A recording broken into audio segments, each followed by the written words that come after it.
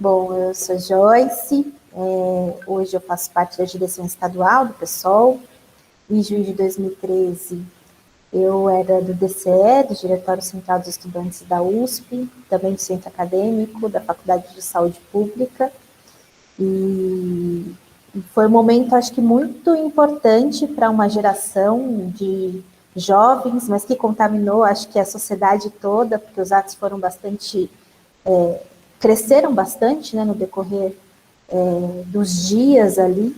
Então, acho que marcou uma geração para sempre, assim, uma geração que estava se entendendo enquanto sujeito político, que estava tomando um pouco a perspectiva de construir política e não se sentia representada por nenhum dos partidos, pelo sistema político que a gente tem, e que também se sintonizava a um movimento internacional da juventude que também questionava um pouco esse sistema de representatividade e esse sistema econômico e político que a gente vive, que é o capitalismo, né, de organização social.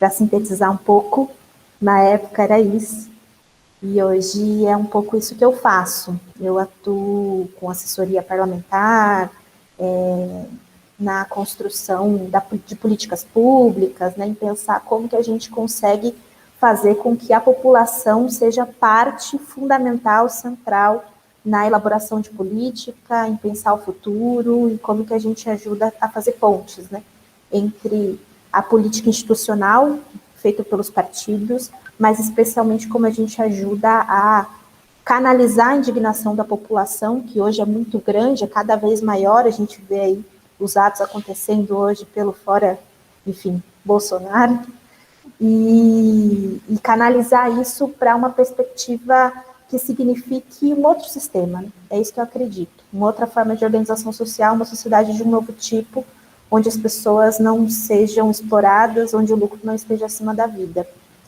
Acho que é isso.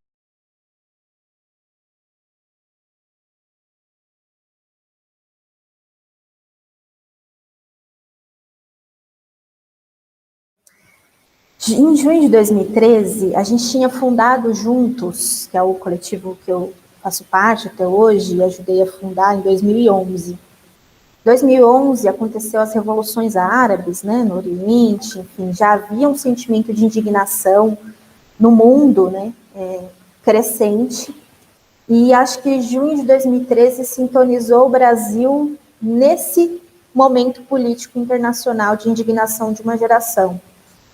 Também tinham, junto com junho de 2013, os indignados da Espanha, Occupy Wall Street, né, que era uma juventude ocupando o coração do capital nos Estados Unidos. E eu acho que a juventude no Brasil se vai para a rua e se indigna um pouco para se sintonizar também com esse sentimento e com esse movimento internacional.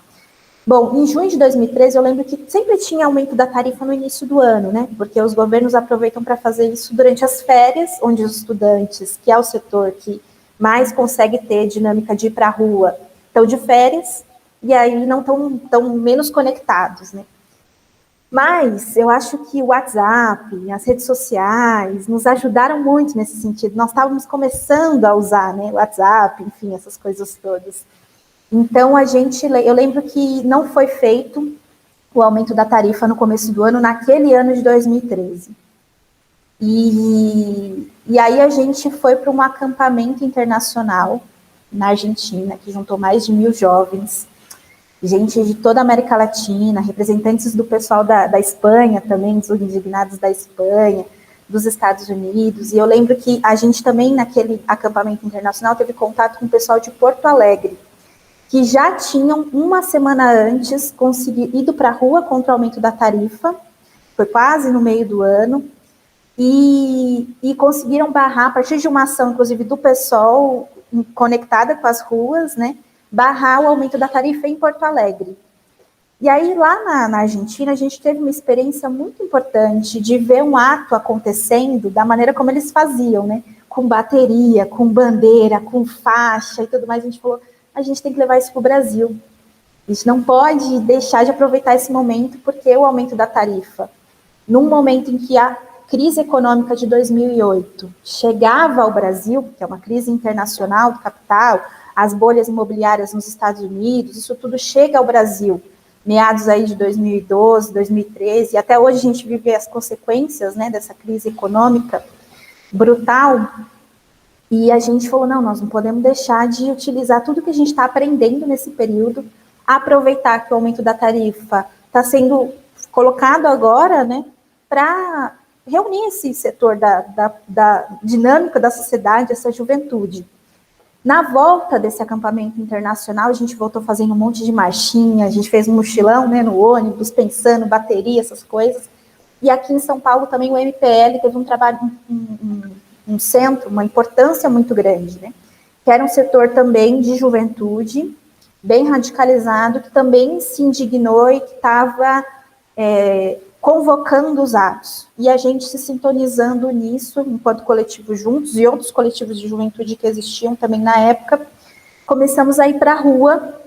No primeiro ato, foi um ato, eu lembro, foi um ato não muito grande, né, um ato um pouco para entender um pouco o termômetro da rua, a capacidade que a gente tinha, mas que já tinha tido uma vitória em Porto Alegre.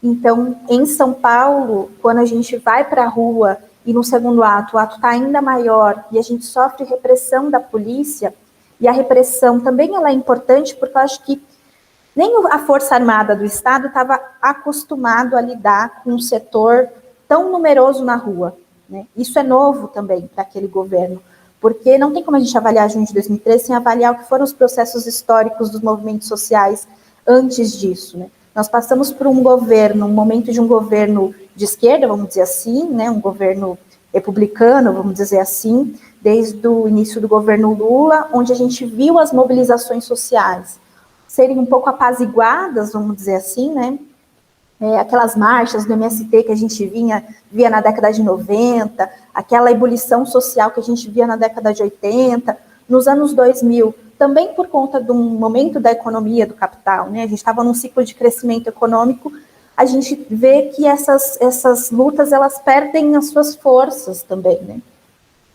Tem quem diga que é porque as lideranças foram incorporadas aos governos de esquerda que chegaram ao poder, tem quem diz que é porque a população, a partir do consumo, né, se você não tem direito pleno, mas você tem acesso a alguns bens, você vai também meio que acomodando dessa maneira, né, não houve uma politização da população, houve uma despolitização pelo consumo. Então, junho de 2013 marca um momento muito fundamental, em que um setor que não tem uma experiência de luta do que foram as décadas de 90 ou antes disso, que não se sentem representados por esse sistema político que estava colocado por todos os partidos, inclusive os partidos de esquerda, não se veem representados nisso. Tem uma crise econômica que já começa a causar um desemprego e um aumento do preço das coisas, e que já representa também um aumento da condição de precariedade da população, que hoje acho que a gente vive o ponto máximo disso, né? Com 14 milhões de desempregados, muitos famintos, milhares de desalentados no Brasil, sem falar o impacto da pandemia, mas é essa geração que foi para a rua, sintonizada com esse momento político de crise econômica, para dizer, nós não nos sentimos representados e 20 centavos pode parecer pouco, mas é muito, para quem não tem emprego, para quem não tem perspectiva de futuro. E a gente usava uma consigna que era, além dos 20 centavos não, que era a juventude sem perspectiva de futuro, sem trabalho, sem renda, mas era também a juventude sem medo de construir o seu próprio futuro na rua, né? E eu acho que esse é um pouco a síntese do momento político que a gente estava vivendo naquele junho de 2013.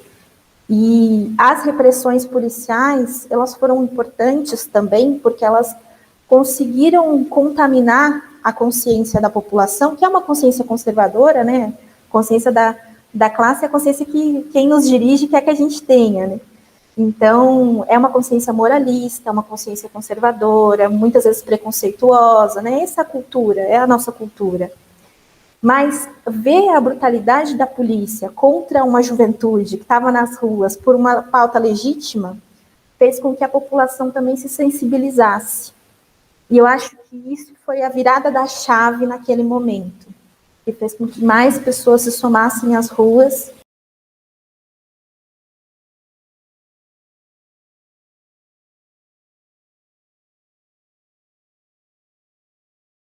Bom, eu acho que a polícia é um setor, é um caso para a gente poder ter bastante atenção, né? Cada vez mais a gente viu, né, o processo de fim da ditadura no Brasil, e não foi feita justiça até o fim, né? Não à toa a gente tem aí a própria história do Vladimir Herzog e tantos outros aí que perderam a vida lutando por justiça, né, e por direitos e por livre imprensa e direito de pensar e tudo mais.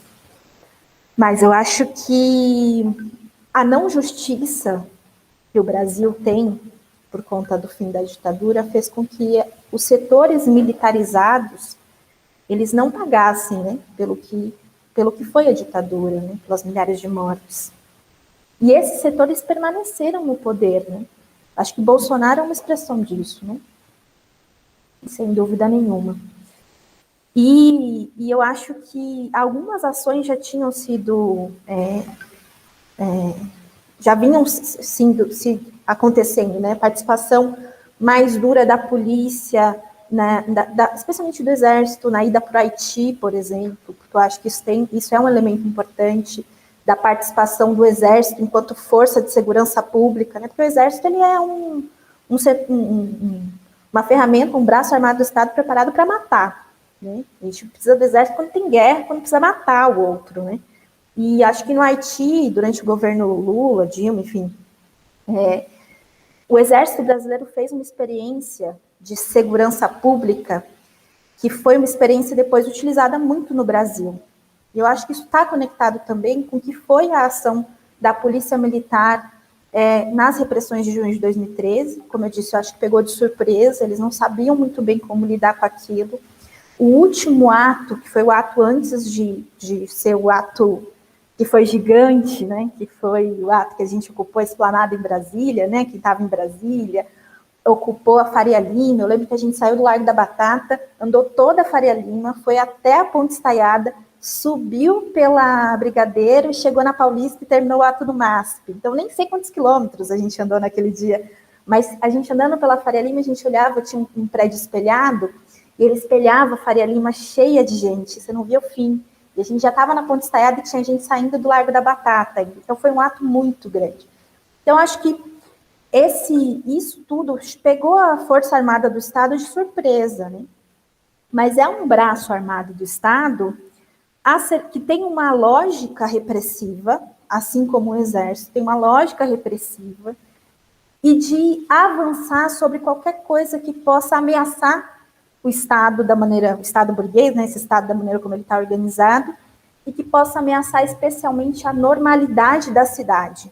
Né? E a normalidade da cidade é uma cidade em que as pessoas não têm acesso à cidade, não têm direito à cidade, não têm lazer, não têm cultura, não têm... Né? E o transporte público é muito central nessa questão, porque é o veículo que leva as pessoas para ter direito à cidade, né? Para acessar todos os serviços.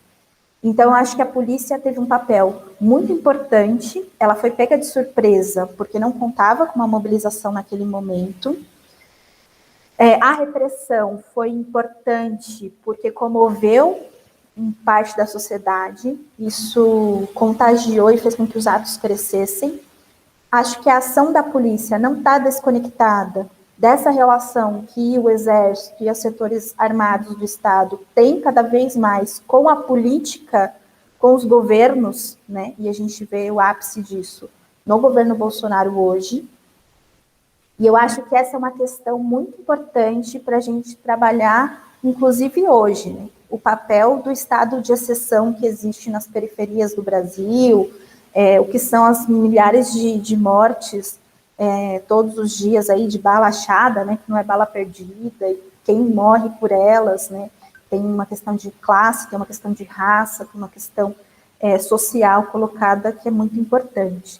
Mas eu acho que ali a polícia cumpriu esse papel, né, de garantir o Estado, garantir os interesses daquele governo, que era um governo que queria massacrar a população, aumentando a tarifa em 20 centavos, e reprimir um setor da juventude que foi para a rua sem medo e não contavam aí com o papel da mídia também, que foi muito importante, que eu acho que está na próxima pergunta que vocês vão fazer também. Né?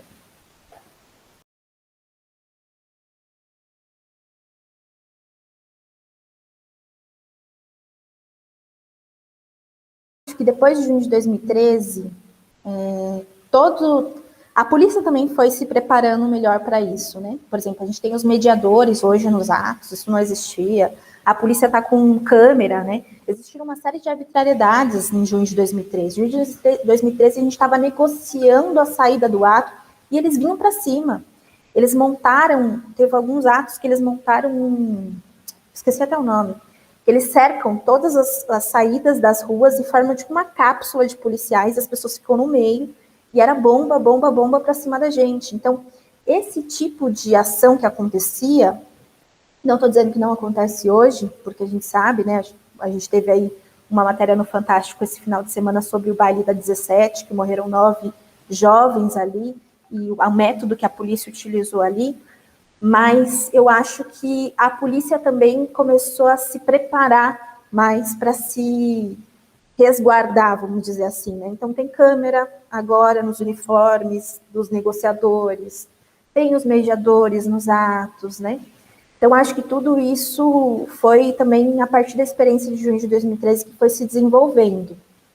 Mas acho que a força repressiva da polícia segue, cada vez mais. Inclusive, acho que hoje esse setor mais radical, vamos dizer assim, porque também dentro da polícia a gente tem que ter uma diferença, né? Baixo escalão são às vezes até muitos amigos nossos que passam no concurso, não tem outra perspectiva, vão se tornar policiais e são um orgulho, né? Ser policial, porque pelo menos tem uma profissão. Na periferia, quando que a gente tem essa profissão, né? Não é uma realidade, né? A gente se vira com a oportunidade que aparece. Mas existe uma hierarquia dentro da polícia que forma as pessoas para reprimir os iguais, né? Então, eu acho que isso segue muito forte, e eu acho que, inclusive, a vitória do Bolsonaro hoje, você estava me perguntando um paralelo em relação a hoje, né? Eu acho que a vitória do Bolsonaro hoje tem a ver com a capacidade dele, inclusive, de insuflar essas bases, que são bases formadas nessa hierarquia e nessa lógica militarizada da polícia, e que estão, muitas vezes, assim, a serviço dessa compreensão de que deve se reprimir tudo que é diferente, né? Então, que também tem uma lógica racista, também tem uma lógica machista, LGBTfóbica, enfim.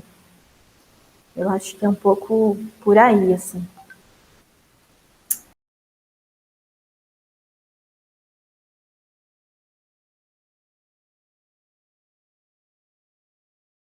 Na época, no dia do ato grande, o ato final, antes deles anunciarem a revogação da tarifa, o Datena fez uma pesquisa, ficou muito famosa, que ele perguntava para as pessoas se as pessoas eram favoráveis a protesto. E a pesquisa começou a dar que as pessoas eram favoráveis ao protesto. E ele falou, não, vocês são favoráveis ao protesto com baderna? Ele tentou ajustar a pergunta para poder ter a resposta que ele queria.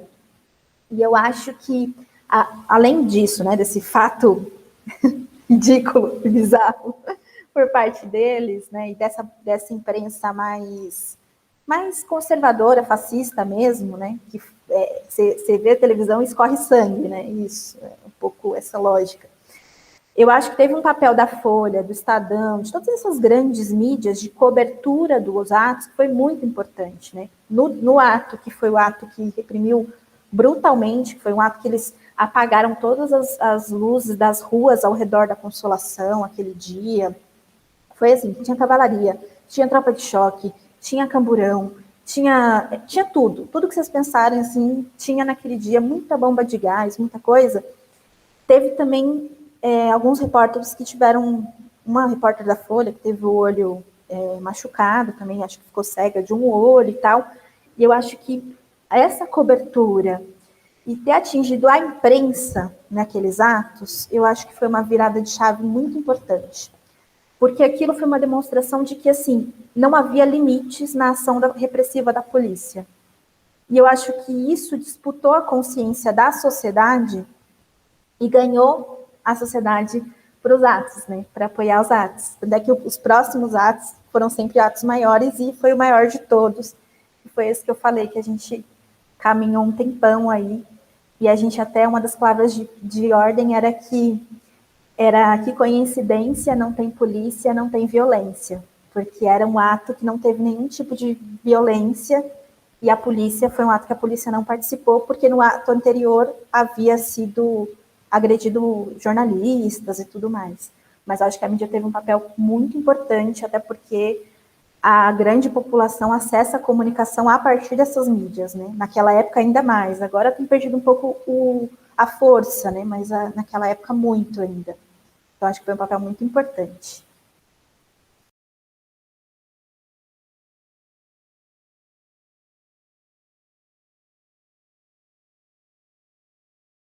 E sigo acreditando que a política é a forma como a gente tem de mudar a realidade. Muitos amigos meus, inclusive do MPL, de outros movimentos sociais, seguem fazendo política até hoje. Mas eu acho que o junho de 2013 foi um marco, mas junho de 2013 não acabou em 2013, né? A gente teve muitos processos que se desdobraram depois disso. Acho que as ocupações das escolas, que dobraram o Alckmin aqui no estado de São Paulo, mas que se nacionalizaram. O movimento contra a realização da Copa do Mundo no Brasil, porque sabia, né, que era esse mega evento que na prática serve para garantir o lucro desses setores e garantir nenhuma segurança para a população, nenhuma geração de emprego permanente, nada, né? Acho que é a Primavera das Mulheres também. Então, por exemplo, na época, eu e a Sâmia hoje é deputada federal, inclusive trabalho com ela, assim, tenho muito orgulho do trabalho que a gente constrói todas nós juntas. Nós estávamos em junho de 2013, a capa do metrô, né, do jornal Metrô naquela época, era a Sâmia abraçando a Paula, eu, Gabriel, a Ive, enfim, toda uma geração que estava na rua, que está estampada na folha do jornal e que segue fazendo política hoje, muita gente do MPL, muita gente de outros movimentos. Eu acho que junho de 2013 segue influenciando muito a consciência da população. Claro que a nossa consciência é algo em disputa o tempo todo, né? E a elite não vai permitir que a gente consiga avançar o suficiente para entender que nós somos a maioria e que se vão todos eles, né? Que se mude o sistema. Então, há sim também um setor da direita que também disputa a consciência dos trabalhadores. Acho que o tema do impeachment também é muito importante, porque a gente viu um monte de setores da direita também manipulando a consciência da classe trabalhadora para se tentar mudar as peças, mas permanecer com a mesma política, né? Acho que na época do Vem Pra Rua, MBL, tudo isso é fruto de junho de 2013. Junho de 2013 é o start de um novo momento da política no Brasil, de novos atores políticos que surgiram dali.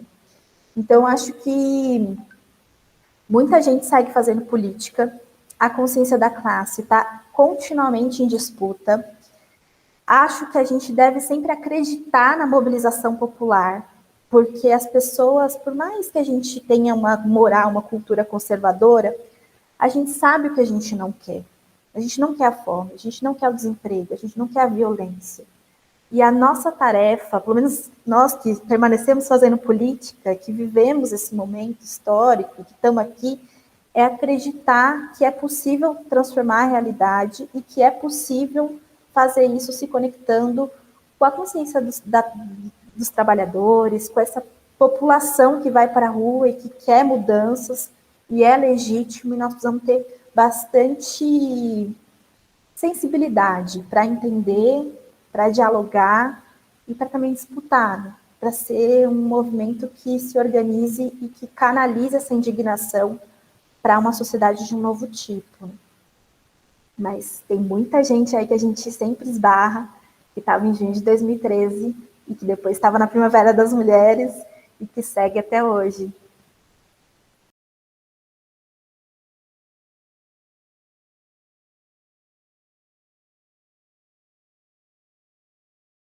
Bom, eu acho que a maior vitória foi o próprio processo de mobilização de rua, né? A gente retomou a rua como método de luta política em junho de 2013. Isso foi muito importante, assim. Depois de junho de 2013, as ruas voltaram a se encher.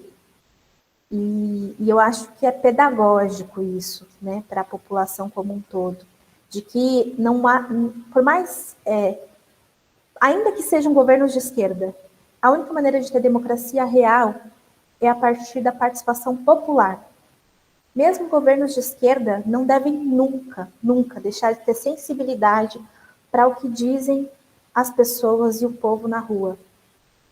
E eu acho que essa foi a vitória de junho de 2013, mas também foi uma derrota no sentido de, para a esquerda como um todo, eu coloco, né, na esquerda também, que não entendeu o que junho de 2013 estava dizendo. Porque as pessoas foram para as ruas porque elas não se sentiam representadas por um sistema político. Por todos eles. A gente poderia ter tido uma constituinte, por exemplo, naquele momento, para reescrever a história a partir de uma experiência que a gente já acumulou de 20 anos ali da Constituição de 88, 30 anos, 20 anos. Como o Chile, por exemplo, está fazendo hoje, né? Teve uma insurreição em 2019, conquistaram a Constituinte, uma liderança indígena está conduzindo a reescrita da Constituição deles, e tem maioria de esquerda, tem paridade de mulheres, a direita não pode vetar nada, então eu acho que a gente perdeu enquanto esquerda, e aí essa é a derrota, de não entender, de não ouvir com atenção o que diziam as ruas. Porque o 20 centavos virou mais saúde, mais educação, mais moradia, mais tudo. Porque as pessoas queriam, no final das contas, qualidade de vida. E a crise brutal estava nos tirando a capacidade de sobreviver. É isso que nós estamos vivendo hoje, né? E talvez se a esquerda, que era quem estava mais, né, conectada, poderia estar mais conectada à mobilização social daquele momento, tivesse tido sensibilidade para ouvir a demanda das ruas, talvez nós tivéssemos outros desdobramentos da organização e da política no Brasil. Mas isso é parte da história, né? A luta continua. E aí a gente vai seguir construindo e aprendendo também com as vitórias e com as derrotas.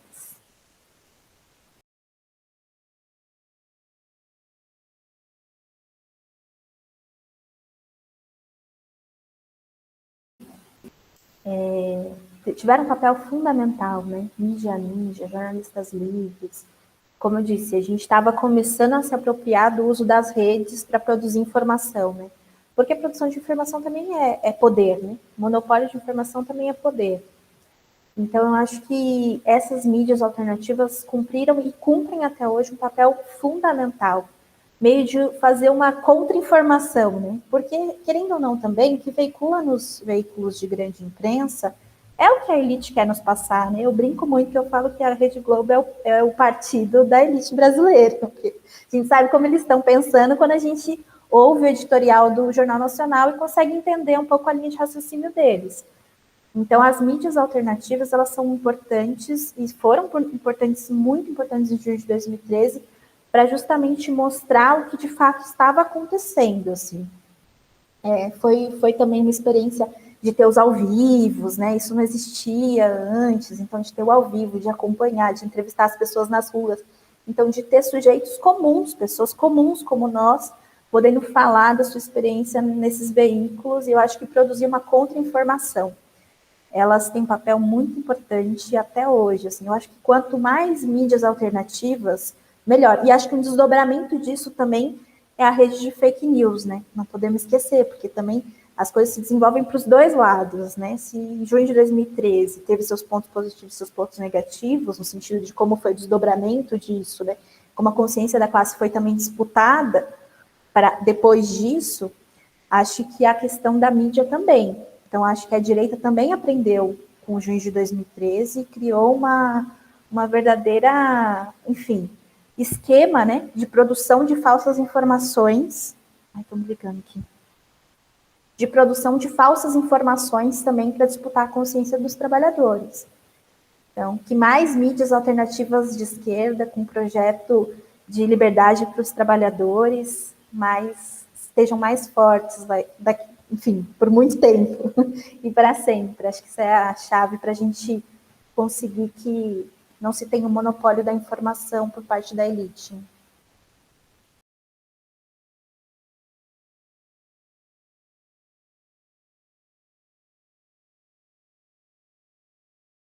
Uma polêmica aqui, esse assunto é polêmico. Eu acho que nós vivemos, em junho de 2013, no Brasil, talvez seja o início disso, uma falta de alternativa política e uma profunda crise do capital e do capitalismo. E diante disso, da falta de alternativa política, é natural, na história mesmo, que os polos se fortaleçam, porque as pessoas não querem mais o que está aí. O sistema é ruim, o sistema não nos representa.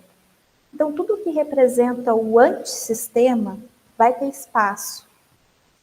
Então, por exemplo, o próprio Bolsonaro, né, se elegeu dizendo que era contra o sistema, que ia mudar, que não era do Centrão, e agora a gente está vendo ele abraçado até o último fio de cabelo com o Centrão. Eu acho que todos os processos históricos, né, porque a história da humanidade é a história da luta dos que querem dominar contra os que são dominados, né, que querem outro modelo de sociedade. Eu acho que todos esses processos de disputa, eles têm mais de um lado, né? São multifacetados. Então, se por um lado nós tivemos o avanço da direita, nessa falta de alternativa, nós também tivemos o avanço da esquerda, de setores de ideias radicais, né? O feminismo, acho que é o exemplo mais nítido disso, assim. O feminismo e a luta da negritude hoje. O avanço da luta da negritude, o avanço da luta das mulheres, o avanço das LGBTs hoje, também são um desdobrar de junho de 2013, eu acho, né? E assim como o Bolsonaro é um desdobrar também disso. Então, acho que é importante a gente colocar tudo isso na balança, porque senão a gente só enxerga um avanço conservador, né? Mas não é só um avanço conservador, é na verdade uma polarização. Por isso que eu falo que é polêmica, porque tem setores da esquerda que inclusive dizem que tem um avanço conservador e que diante do avanço conservador nós temos que estar todo mundo junto, ainda que não tenha um programa comum, um projeto comum. E eu acho que, na verdade, nós temos que olhar, inclusive os eventos internacionais que estão acontecendo, né? Junho de 2013, como estava conectado ao Occupy Wall Street, como está conectado ao movimento de avanço da negritude, o que é a negritude nos Estados Unidos, o papel fundamental da negritude para derrotar o Trump, mas sabendo os limites que tem o governo Biden. No Brasil, isso também, né? Eu acho que a direita, não existe espaço vazio na política. Se a esquerda não ocupar esse espaço com ideias radicais, a direita vai ocupar. E essa falta de alternativa política, a falta da capacidade de setores mais progressistas, como projetos radicais que possam ser consequentes com a indignação do povo, de ocupar esse espaço, a nossa incapacidade de ocupar esse espaço, abriu espaço para a direita. E aí o Bolsonaro se utilizou muito bem disso, né? O Bolsonaro está em campanha desde 2016, então se ocupou muito bem disso, ocupou esse espaço no imaginário da população. Mas os nossos tios não são fascistas, né? Os nossos tios, os nossos avós, os nossos vizinhos, não são fascistas, eles só estão sem esperança. E a esperança tem que ser conectada a um projeto que eu acho, eu já estou fazendo, fala com as pessoas que estão organizadas em partidos é foda, né? Porque a gente acaba sempre falando disso. Mas acho que a construção da esperança no futuro tem que estar conectada a um projeto político. E tem espaço para as ideias da esquerda radical, para ideias radicais, que enfrentem esse rentismo, esse neoliberalismo, falam de reforma agrária, de reforma urbana, de defesa do meio ambiente de maneira intransigente, porque a gente vê, né, a gente pode estar num ponto de não retorno, porque o aquecimento global, o fim da Amazônia, crise hídrica, tudo isso. Então, eu acho que, como o João estava falando, Sim, acho que teve esse avanço aí de setores mais conservadores, mas também teve avanço dos setores da luta social progressista, da esquerda, e eu acho que a história da humanidade se desenvolve entre a relação desses setores e a disputa entre esses setores. E nós estamos, para quem acreditava que a história tinha acabado, né, nós estamos reescrevendo a história, inclusive reescrevendo os livros de história, né, porque agora o queima da estátua Borba Gato também traz para o centro do debate quem tem direito à memória, né? Quem a gente quer lembrar na nossa sociedade, quem são as nossas referências, quem são as nossas figuras e o nosso passado colonial, escravocrata, que precisa ser profundamente questionado. Então, acho que é um pouco isso, assim. Teve um lado de cá, mas também teve um lado de lá, e eu acho que sempre numa caracterização da realidade a gente vai levando tudo em consideração, porque se a gente fica só numa relação bipolar, a gente perde também o que existe de mais profundo na consciência da população, que não é nem lá nem cá, né? Mas é como ela também é disputada por essas forças políticas e qual é o interesse, o que é a demanda da população como um todo, que eu acho que é a serviço disso que deve estar a construção do futuro. Né?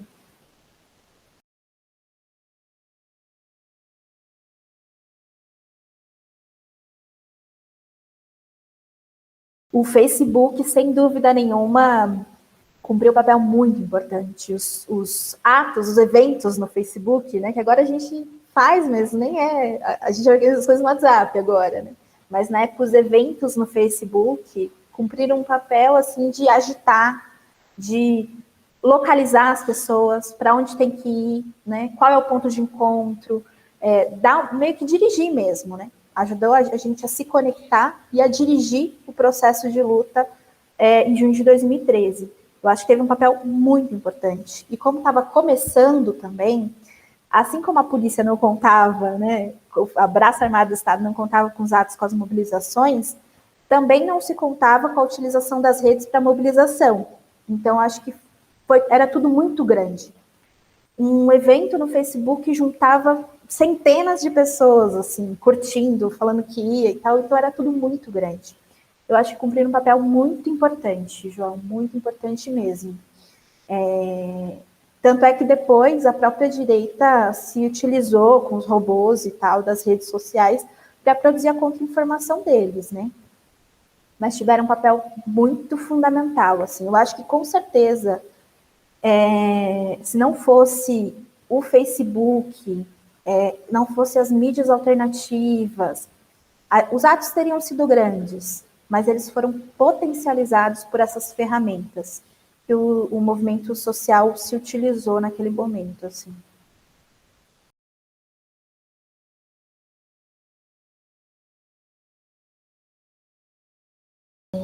Bom, nenhuma confiança e nenhuma esperança de que os setores da elite que ocupam hoje os governos ou ocuparam naquela época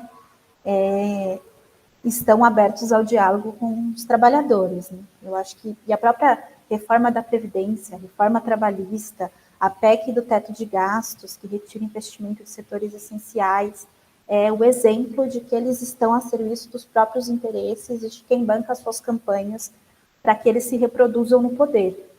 Eu acho que tem uma coisa que consegue mudar isso, essa lógica de só pensar em eles próprios, que é a força das ruas, é a mobilização social. Eu acho que os 20 centavos que caíram naquela época caíram fruto da pressão popular. Depois teve aumento e tudo mais, mas aí é o processo contraditório mesmo da luta de classes, né, da luta social. Mas eu acho que a pressão das ruas é a única maneira de fazer com que governos que estão a serviço de manter este Estado, que é um Estado repressor, que é um Estado conservador, né, que é um Estado a serviço dos interesses da elite, a força das ruas é a única coisa que faz com que eles possam minimamente mudar de posição, minimamente. Por isso que eu acho que, assim, nós temos que organizar cada vez mais pessoas para uma luta revolucionária mesmo, porque é o povo na rua capaz de poder transformar chacoalhar as estruturas mesmo, né? São as mulheres negras, as LGBTs, os indígenas, que estão agora numa super batalha aí pela demarcação de terras, que podem movimentar a superestrutura do poder mesmo. Acreditar que eles estão abertos ao diálogo, na verdade, é se iludir mesmo. Acho que desde que o mundo é mundo, esses setores estão no poder, desde que o Brasil é Brasil, para se reproduzir ali.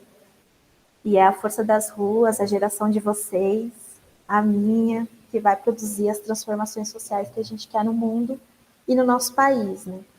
E eu acho que os 20 centavos caíram pela força da juventude, pela força do movimento social que foi para a rua em junho de 2013. E às vezes a gente esquece disso, né? Muitos setores esquecem a importância de junho de 2013. E eu acho que ele é um marco orientador da nossa atuação. Por isso que eu fico muito feliz de poder falar de junho de 2013. Eu é que tenho que agradecer a vocês pelo prazer de poder falar sobre o junho de 2013 e dessa experiência para vocês. Obrigada, gente.